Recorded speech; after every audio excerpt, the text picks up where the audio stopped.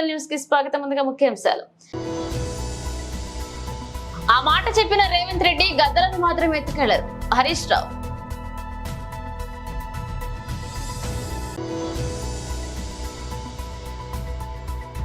Party కేంద్ర కార్యాలయంలో వైఎస్ఆర్సీపీ నేత ఆడపా శేషు మీడియాతో మాట్లాడారు.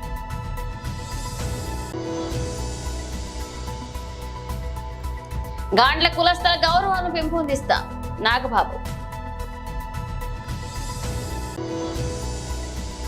మంగళగిరిలో నారా బ్రాహ్మణి ఎన్నికల ప్రచారం. స్త్రీశక్తి, మహిళా మిత్ర, డ్వాక్రా మహిళలతో సమావేశం.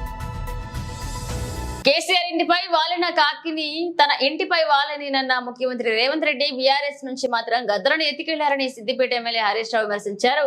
సీఎం ఎన్నికల ప్రచారంలో మాట్లాడుతూ కేసీఆర్ ఇంటిపై వాలిన కాకి తన ఇంటిపై కూడా వాలవద్దని వ్యాఖ్యానించారు. ఈ వ్యాఖ్యలకు హరీష్ రావు కౌంటర్ ఇచ్చారు. కాంగ్రెస్ పార్టీకి చెందిన 4 ఎంపీ అభ్యర్థులు బీఆర్ఎస్ నుంచి వెళ్లిన వారేనన్నారు. అసెంబ్లీ ఎన్నికల తర్వాత ఎమ్మెల్యేలను కూడా చేర్చుకున్నారని గుర్తు చేశారు. అలాంటి ముఖ్యమంత్రి కాకులను వాలనీయమని అనడం విడ్డూరమన్నారు. ప్రధాని నరేంద్ర మోదీకి సీఎం రేవంత్ రెడ్డికి మాటలు ఎక్కువ, చేతులు తక్కువ అన్నారు. పాల్గొంటున్న మా చీల మల్లన్న గారు, మా రమేష్ గారు, వరలక్ష్మి గారు, దేశపాండే గారు, ముఖ్యంగా మా సదాశివపేట అక్కా చెల్లెళ్లకు, అన్నాదమ్ములకు, మా జర్నలిస్టులందరికీ శిరస్సు వంచి నమస్కారం తెలియజేస్తా ఉన్నా. ఈరోజు ఏ ఊరికి పోయినా వెంకట్రామరెడ్డి గారికి బ్రహ్మరథం పడతా ఉన్నారు. నేను నిన్న మెదక్ నియోజకవర్గం, నర్సాపూర్ నియోజకవర్గంలో రాత్రి 10 దాకా మీటింగ్ పెట్టి కూడా ఇసుకేస్తే రాలనంత జనం వచ్చి వారికి మంగళ హారతులు పడుతున్నారు. వెంకట్రామరెడ్డి గారిని గెలిపిస్తామని అపూర్వమైన రీతిలో స్వాగతం చెప్తా ఉన్నారు. నేను ఇవాళ సదాశివపేటలో మా అక్క చెల్లెలను, అన్నదమ్ములను ఒకటే విషయం కోరుతా ఉన్నా. ఎవరికి ఓటేస్తే మీకు మేలైతుందో ఆలోచన చెయ్యండి. ఎవరో ఏదో చెప్పిందని కాదు, నిజాయితీగా ఆలోచించండి. గుండె మీద చెయ్యేసి ఆలోచించండి. మీ మేలు కోరే వాళ్ళు ఎవరో, పేదల పక్షాన నిలబడేది ఎవరో ఆలోచించి ఓటేయాలని కోరుతా ఉన్నా. ఇవాళ బీఆర్ఎస్ పార్టీగా మేం 10 ఏళ్లు గవర్నమెంట్ లో ఉంటే 200 పెన్షన్ 2000 చేసినామా లేదా? ఆడపిల్ల పెళ్లికి 1,00,000 రూపాయలు కళ్యాణ లక్ష్మి ఇచ్చినమా లేదా? నీ బిడ్డ కాన్పుకుపోతే సర్కార్ దవాఖానలో కేసీఆర్ కిట్ ఇచ్చి ఆటో కిరాయి లేకుండా తల్లిని పిల్లను ఇంటి దగ్గర దించినమా లేదా? అదే విధంగా రైతు బంధు, రైతు బీమా, ఎన్నో మంచి కార్యక్రమాలు చేశాం. ఈ సదాశివపేట పట్టణంలో 3 వద్దులకు 4 వద్దులకు ఒక్కసారి నల్లొస్తుండే. కాంగ్రెస్ ఓడి పోయి తెలుగుదేశం ఓడి గెలిచినా, తెలుగుదేశం పోయి కాంగ్రెస్ గెలిచినా నీ నల్ల మాత్రం 3 వద్దులకే వస్తుండే. కానీ ఈ గులాబీ జెండా వచ్చినాక ఈ సదాశివపేటకు 30-35 కోట్ల రూపాయలు ఖర్చు పెట్టి ప్రతిరోజు నల్ల ఇచ్చింది ఈ గులాబీ జెండానా కాదా? మా అక్క చెల్లెళ్ళు ఆలోచించాలి. మీ మంచినీళ్ళ కష్టాలు తీర్చినమా లేదా? గుండె మీద చెయ్యేసి ఆలోచించండి. మరి మొన్న కాంగ్రెస్ వాళ్ళు ఏం చేసిండ్రు? అరే అందరు ఆడోళ్ళు కేసీఆర్ కే ఇస్తుండ్రు, అందరు ముసలోళ్ళు కేసీఆర్ కే ఉన్నారు అని మాయ మాటలు చెప్పిండ్రు. ఏం చెప్పిండ్రో ఒకసారి ఆ వీడియోలో చూపిస్తా. ఊకే నేను మాటలు చెప్పుడు కాదు, మీరే చూడండి ఆ వీడియోలో. ఏంటంటే వెనకటికి ఒకటి ఏంటంటే బాండ్ పేపర్ మీద రాదురు. బాండ్ పేపర్ మీద రాస్తే నమ్మకం. ఏంటంటే పోలీస్ స్టేషన్ పోయినా, ఊళ్ళో పెద్ద మనుషుల దగ్గర కూర్చున్నా, కులంలో కూర్చున్నా బాండ్ పేపర్ అంటే దాన్ని చెల్తది, అదొక నమ్మకం.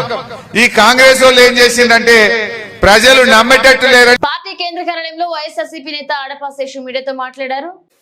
పాతాళ లోకాన్ని తొక్కటం, మర్డర్లు చేయించడం, లేకపోతే కేసులు పెట్టి లోపల వేయించడం, ఇది అతని రాజకీయ చరిత్ర.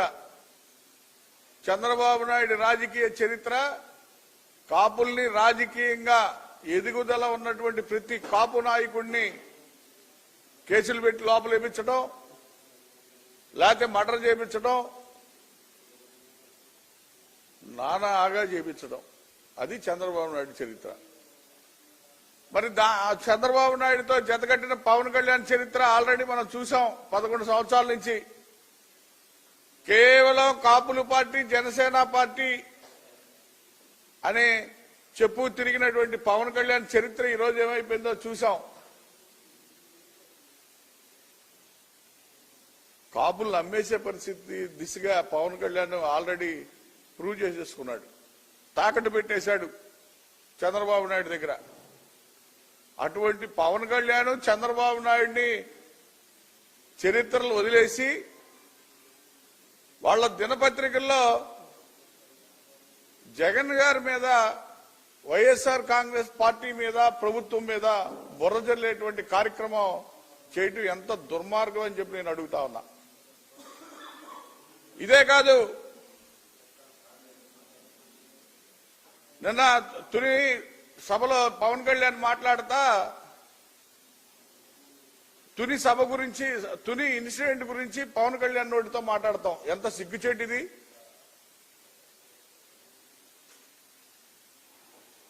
పవన్ కళ్యాణ్కి ఇవన్నీ కూడా చూసే టైం లేదు.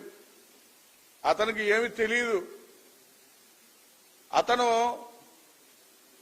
కేవలం రాజకీయం మొత్తం కూడా సినీ ఇండస్ట్రీ లాగా ఆయనకి ఏ స్క్రిప్ట్ ఇచ్చే ఆ స్క్రిప్ట్ చదువుతా ఉండే పరిస్థితికి ఆల్రెడీ ఈరోజు ప్రజలే ప్రూవ్ చేశారు. అతను పిచ్చాడు, ఏదో మాట్లాడుకుంటాడు, అరుస్తాడు, కేకలేస్తాడు, బొబ్బలేస్తాడు, పుస్తకాలు అంటాడు, రాజ్యాంగం అంటాడు, ఏమీ అతనికి తెలియదు అని చెప్పి ఈ రోజుకి పట్టా ఇచ్చేశారు ప్రజలు. పవన్ కళ్యాణ్కి మీ ద్వారా ఒక ఇన్సిడెంట్ చెప్పాలి. మీ అన్నగారిని అడుగు, పవన్ కళ్యాణ్ తుని ఇన్సిడెంట్ దగ్గర ఘోరమైనటువంటి అవమానం చిరంజీవి గారికి, ఆ రోజు దాసనారాయణ గారికి రాజమండ్రి ఎయిర్పోర్ట్ లో జరిగింది. అది చేసింది ఎవడో తెలుసా? చంద్రబాబు నాయుడు. కాపుల ఆరాధ్య దైవంగా భావిస్తున్నటువంటి వంగవీటి మోహన్ గారు హత్య చేయించింది చంద్రబాబు నాయుడు. కాపుల మీద కేసులు కట్టి ఏ1 కాడి నుంచి అందరూ కూడా ఉన్నటువంటి ముద్దాయిలందరూ కూడా కాపులే సబ్జైలు చేసినటువంటి పరిస్థితి. 44 కేసులు ప్రభుత్వం, జగన్మోహన్ రెడ్డి గారి ప్రభుత్వం వచ్చిన తర్వాత రాష్ట్ర ప్రభుత్వం రద్దు చేసింది. జగన్మోహన్ రెడ్డి గారు రద్దు చేశారు. గుర్తుపెట్టుకో పవన్ కళ్యాణ్. ఇంతమంది ఎమ్మెల్యేలని, మంత్రుల్ని కాపుల యొక్క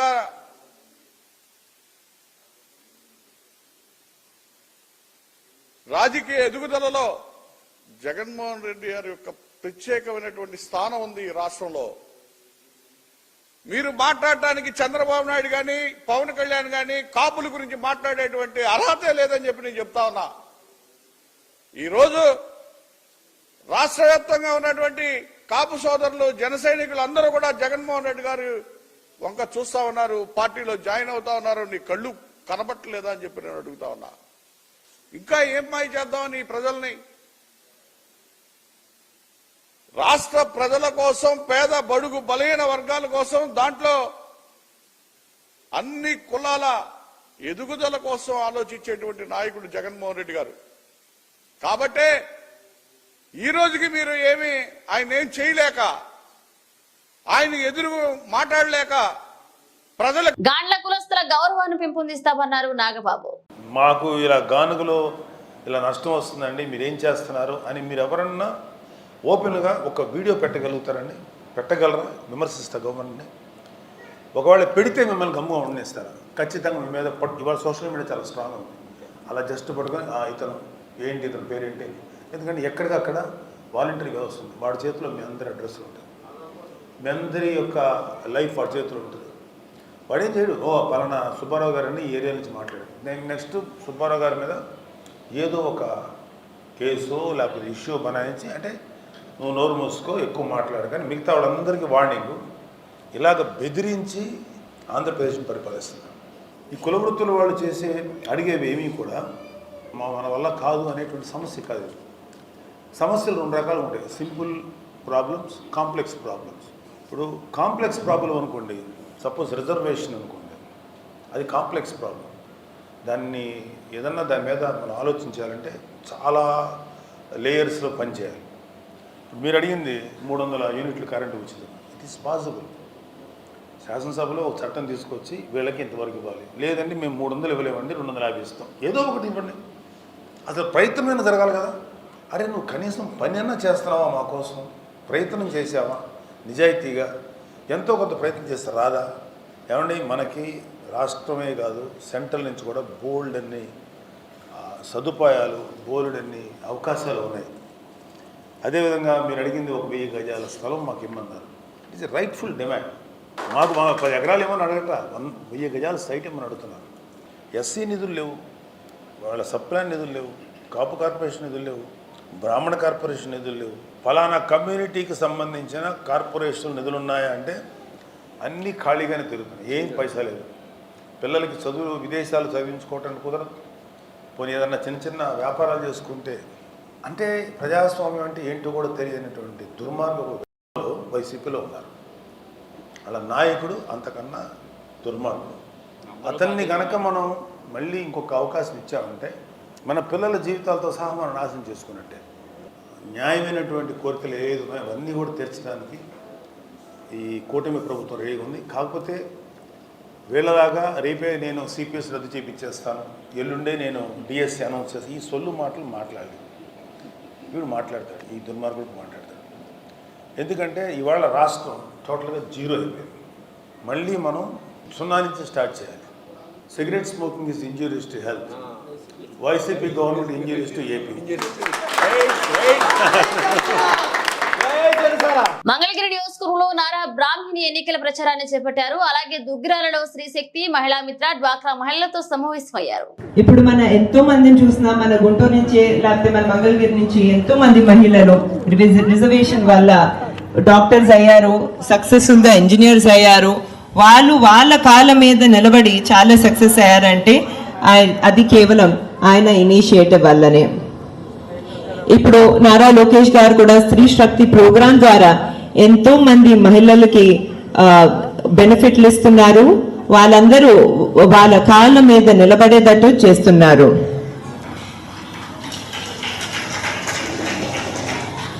ఇప్పుడు మనం చూసాము, మన రాష్ట్రం ఎంతో కష్టాల్లో ఉంది. ధరలన్నీ పెరిగిపోయాయి, అవునా కాదా? నిత్యావసర ధరలు పెరిగిపోయాయి, విద్యుత్ ధరలు పెరిగిపోయాయి, పెట్రోల్ ధరలు పెరిగిపోయాయి, అన్నీ పెరిగిపోయాయి. అదే కాకుండా ఇప్పుడు విద్య ఉన్న చాలా మందికి జాబులు లేవు. కంపెనీస్ ఏమైనా వచ్చాయా అండి ఇక్కడికి కొత్తవి? ఒక్కటి రాలేదు, ఉన్న కొన్ని కూడా వెళ్ళిపోయాయి ఇక్కడి నుంచి. అదే కాకుండా ఇప్పుడు చీప్ లిక్కరు, డ్రగ్స్ వల్ల పురుషులు ఎవరైతే ఇంట్లో ఉన్నారో చాలా మంది హెల్త్ దెబ్బతిని వాళ్ళు కూడా సరిగా పని చేయలేకపోతున్నారు. ఈ పరిస్థితిలో మన స్త్రీ శక్తి అనే ప్రోగ్రాం ఎంతో మంది మహిళలకి ఎంతో కొంత ఆదాయం వచ్చేటట్టు చూసింది. నాకు చాలా గర్వంగా ఉంది. అదే కాకుండా ఇప్పుడు నారా లోకేష్ గారు కొన్న ఆశయాలు ఏదైతే ఉన్నాయో అవి ఉన్నతమైనటువంటివి.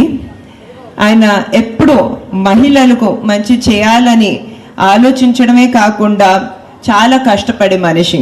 దానికి ఉదాహరణ స్త్రీ శక్తిని ఇంత బాగా వినియోగించుకున్న మీ అందరూ మహిళలు.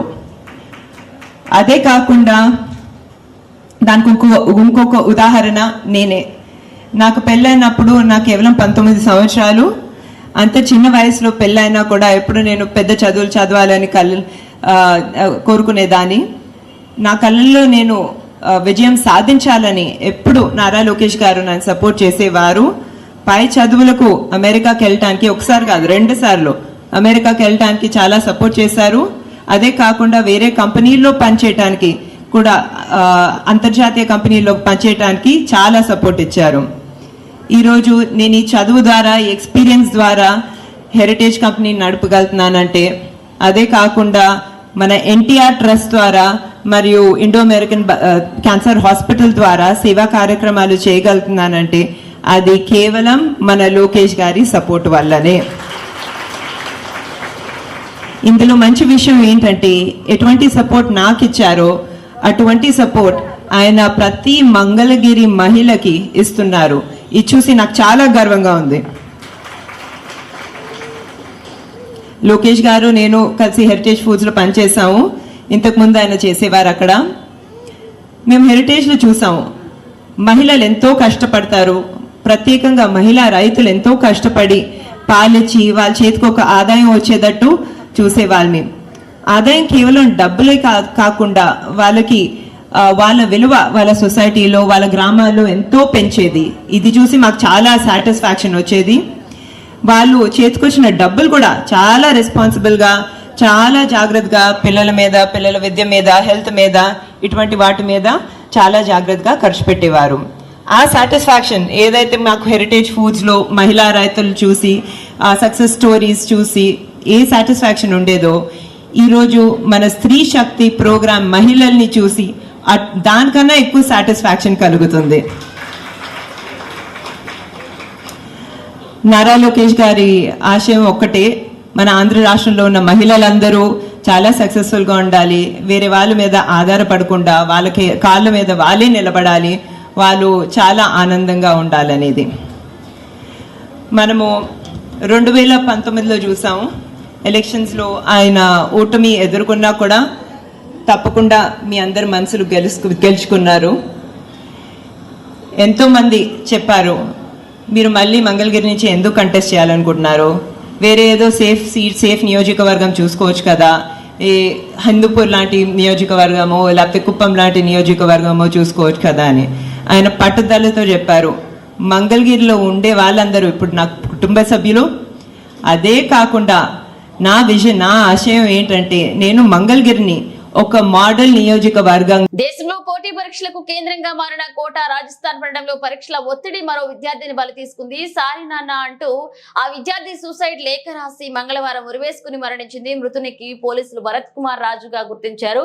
ఇది గత 48 గంటల్లో వెలుగు చూసిన రెండవ ఆత్మహత్య కేసు కావడంతో స్థానికంగా కలకలం రేపుతోంది. భరత్ కుమార్ రాజ్పుత్ కు కొంతకాలంగా నీట్ పరీక్ష కోసం సన్నద్ధమవుతున్నాడు. ఇప్పటికే అతడు 2 సార్లు నీట్ కు హాజరయ్యాడు. తన బంధువు రోహిత్ తో కలిసి హాస్టల్ గదిలో ఉంటున్నాడు. కాగా మే 5న మరొకసారి అతడు పరీక్షకు హాజరు కావాల్సి ఉంది. ఇదిలా ఉంటే మంగళవారం ఉదయం 10:30 గంటల సమయంలో రోహిత్ ఏదో పని మీద బయటకు వెళ్లగా భరత్ ఆత్మహత్య చేసుకున్నాడు. మరొక గంట తర్వాత తిరిగి వచ్చిన రోహిత్ కు తన గదికి లోపలి నుంచి గడియ పెట్టి ఉండడం గమనించాడు. కిటికీలోకి తొంగి చూడగా భరత్ ఫ్యాన్ కూరు వేసుకుని కనిపించాడు. విషయం తెలిసిన వెంటనే ఘటనా స్థలానికి చేరుకున్న పోలీసులు మృతదేహాన్ని స్వాధీనం చేసుకున్నారు. ఆత్మహత్యకు మునుపు భరత్ ఓ సూసైడ్ నోట్ రాసి తెలిపాడు. సారీ నాన్న, ఈ ఏడాది నేను సక్సెస్ కాలేకపోయాను అని భరత్ లేఖలో పేర్కొన్నాడు. పరీక్షలో ఆశించిన ఫలితాలు రాకపోవడంతో భరత్ తీవ్ర ఒత్తిడితో ఆత్మహత్య చేసుకున్నట్లుగా పోలీసులు ప్రాథమిక అంచనాకు వచ్చారు. కాగా కేసు నమోదు చేసుకుని దర్యాప్తు చేస్తున్నారు. లక్నో వేదికగా ముంబై ఇండియన్స్ తో జరిగిన మ్యాచ్ లో లక్నో సూపర్ జైంట్స్ సునాయాస విజయం సాధించింది. ముంబై నిర్దేశించిన 145 పరుగుల స్వల్ప లక్ష్యాన్ని 4 బంతులు మిగిలి ఉండగానే ఛేదించింది. లక్నో బ్యాటర్లలో స్టోయినిస్ హాఫ్ సెంచరీ 62తో రాణించాడు. కెప్టెన్ కేఎల్ రాహుల్ 28, దీపక్ కూడా 18 పరుగులతో పర్వాలేదనిపించాడు. ముంబై బౌలర్లలో హార్దిక్ పాండ్యా 2 వికెట్లు పడగొట్టగా తుషారా, నబీ, కోయెట్చి చెరో వికెట్ తీశారు. అంతకు ముందు టాస్ ఓడి మొదట బ్యాటింగ్ దిగిన ఎంఐ తడబడింది. నిర్ణీత 20 ఓవర్లలో 7 వికెట్లు కోల్పోయి 144 పరుగులు మాత్రమే చేసింది. నేహాల్ వధేరా 46, ఇషాన్ కిషన్ 32, టీమ్ డేవిడ్ 35 పరుగులు చేశారు. ఇక captain Hardik Pandya golden cutout 0 అయ్యాడు. ఇక రోహిత్ శర్మ 4, తిలక్ వర్మ 7, సూర్యకుమార్ యాదవ్ 10 స్వల్ప స్కోర్లకే పెవిలియన్ చేరారు. ఇక లక్నో బౌలర్లలో మోసిన్ ఖాన్ 2, నవీన్ ఉల్ హక్, రవి బిస్టోయ్, మయాంక్ యాదవ్, స్టోనీస్ తలో వికెట్ పడగొట్టారు. అలాగే ఇక 145 పరుగుల స్వల్ప లక్ష్య ఛేదనలో లక్నో తొలి ఓవర్ 4వ బంతికి అర్షిన్ కులకర్ణి రూపంలో మొదటి వికెట్ పారేసింది. కానీ తర్వాత మార్కస్ స్టోయినిస్, కేఎల్ రాహుల్ జోడీ మరో వికెట్ పడకుండా జాగ్రత్తగా ఆడింది. ఇక ఈ ద్వయం 58 పరుగుల భాగస్వామ్యం అందించింది. జట్టు స్కోర్ 59 పరుగుల వద్ద సారథి రాహుల్ 28 వికెట్ కోల్పోయింది. మేడ్చల్ జిల్లా కీసర పోలీస్ స్టేషన్ పరిధిలో ఉష్ణోగ్రత తీవ్రత ఎక్కువగా కావడంతో ఏకంగా తాటి చెట్టు తగలబడిపోతున్నాయి. బోగారం గ్రామ పరిధిలో హోలీ మేరీ కళాశాల వద్ద ఉన్న తాటి చెట్లలో ఒకసారిగా మంటలు చెలరేగాయి. ఉష్ణోగ్రత తీవ్రత ఎక్కువ కావడంతో ఎండిపోయి ఉన్న తాటి చెట్లలో మంటలు రావడంతో పక్కనే రైతులు అప్రమత్తమయ్యారు. భువనగిరి పార్లమెంట్ ఎన్నికల సందర్భంగా మునుగోడు నియోజకవర్గ చౌటప్పల నారాయణపురం మండలాల ముఖ్య కార్యకర్తలతో సమావేశంలో పాల్గొన్నారు గౌరవ మాజీ మంత్రి సూర్యాపేట శాసనసభ సభ్యులు గుంటకండ్ల జగదీష్ రెడ్డి, గౌరవ జిల్లా ప్రజా పరిషత్ చైర్మన్ ఎలిమినేటి సందీప్ రెడ్డి, భువనగిరి పార్లమెంట్ అభ్యర్థులు గ్యామ మల్లేష్, మాజీ శాసనసభ సభ్యులు కూసుకుంట్ల ప్రభాకర్ రెడ్డి, బూడిద భిక్షమయ్య గౌడ్, రాష్ట్ర నాయకులు మరియు మండల నాయకులు పాల్గొన్నారు.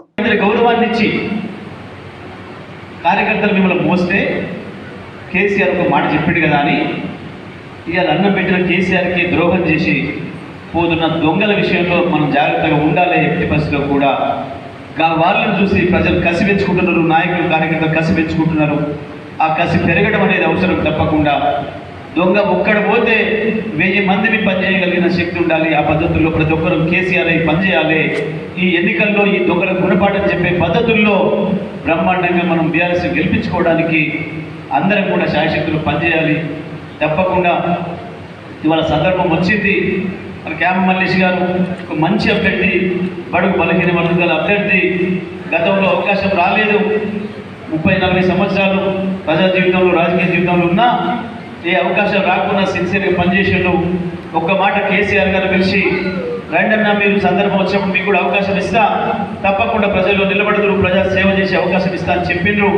ఇవాళ ఈ పరిస్థితులు ఉన్నప్పుడు మనం కొంత ఇబ్బందికర పరిస్థితుల్లో ఉన్నామని తెలిసినా తప్పకుండా కేసీఆర్ గారు పిలిచి నువ్వు పోటీ చేయి, ప్రజల్లో ఉండాలి, నువ్వు తప్పకుండా అవకాశం వస్తుంది తీసుకోమని చెప్తే ఈ పరిస్థితుల్లో ముందుకు వచ్చి ఒక హీరోలాగా మనందరికీ వెంట ఉండి నడుస్తూ ఉన్న కామ మల్లేష్ గారిని మంచి మెజార్టీతో గెలిపించుకోవాల్సిన అవసరం ఉంది. మునుగోడు నియోజకవర్గంలో కూడా బ్రోకర్ ప్రాంతం ఏంది, బఫూన్ వేషాలు వేసేటోడు మీ ఎమ్మెల్యే, తేలిపోయేటోడు, ఉత్తయ్య బఫూన్ మాటలు తప్ప ఏమీ ఉండదు ఆయన దగ్గర. ఆ డబల్ రాళ్ళేసి కుల్కరాళ్ళేసి ఊపినట్టు సప్పుడు తప్ప ఏమి అంటే ఏముండదు, ఒక అక్షరం కూడా అర్థమయ్యేది ఉండదు. ఆ ఎప్పటికి పోయినోళ్ళు ఏమైనా హైదరాబాద్లో కూర్చుంటున్నాడు, వానుకో వీనుకో ఇద్దరు ఫోన్లు చేసి దాన్ని పట్టుకురా దీన్ని పట్టుకురా అని చెప్పి నీ బిల్లు ఎనియను, నీకు ఇది ఎనియను, నీకు అది ఎని అని చెప్పి భయపెట్టి చిన్నలు తీసుకొని షోపుడములు చేసి పోతున్నాడు. ఆయనతో ఏమి అయ్యేదేం లేదు. గతంలో గిట్లనే ఈడనే కోతలు కోసాడు, చౌటుపల్లె కోతలు కోసాడు. నా చేతుల నుంచి మైక్ గుంజుకొని ఎగిరెగిరి పడ్డాడు. అయ్యాలని చెప్పిన నీ పని అయిపోతుంది. అతి తెలుగు దొబ్బిండు, పోయిండు, ఎన్నికలకు వచ్చాడు, ఒక్క ఊర్లో పడ్డాడు, అయిపోయింది. మళ్ళీ సాగుదొబ్బి కనుకుంటూ పోయి మళ్ళీ పాత పార్టీ దిక్కని చెప్పి మళ్ళీ వచ్చి నెల జ్వరపడ్డాడు. ఆయనతోనేం అయ్యేదేం లేదు. ఏదో కలలు కట్టుండు, మంత్రి పదం అంటే ఏదో తెలియదు, ఎట్లా చేస్తారో తెలియదు. హోంమంత్రి అట కేసు పెడతాడు, జైల్లో పెడతాడు, వాడిని కూడా పెడతాడు, ఎవరిని పెడతాడు, జైలు ఎంతమందిని పెడతాడు, తిక్కలు కూడా కూడా. హోంమంత్రి పని జైల్లో పెట్టడం కాదు, ఆ తెలివి లేక మాట్లాడే మాటలు, జ్ఞానం లేక మాట్లాడే మాటలు. ఏది వచ్చినా ఏది రాకపోయినా బీఆర్ఎస్ పార్టీగా ఉండడమే గొప్ప. మనం బీఆర్ఎస్ పార్టీ మాత్రమే రైతుల ప్రయోజనాలు కాపాడుతుంది, ప్రజల ప్రయోజనాలు కాపాడుతుంది. ఈ నియోజకవర్గంలో కూడా ప్రజలకు బులెటిన్ ముగించే ముందు హెడ్లైన్స్ మరోసారి. ఆ మాట చెప్పిన రేవంత్ రెడ్డి గద్దలను మాత్రం ఎత్తుకెళ్లారు హరీష్ రావు.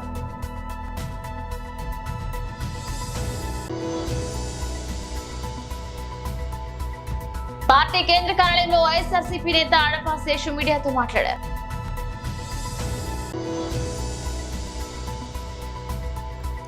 గాండ్ల కులస్థల గౌరవాన్ని పెంపొందిస్తా నాగబాబు. మంగళగిరిలో నారా బ్రాహ్మణి ఎన్నికల ప్రచారం. స్త్రీశక్తి, మహిళా మిత్ర, డ్వాక్రా మహిళలతో సమావేశం. ఇవి ఇప్పుడు ఒక అప్డేట్స్, మన అప్డేట్స్ తో మళ్ళీ కలుద్దాం.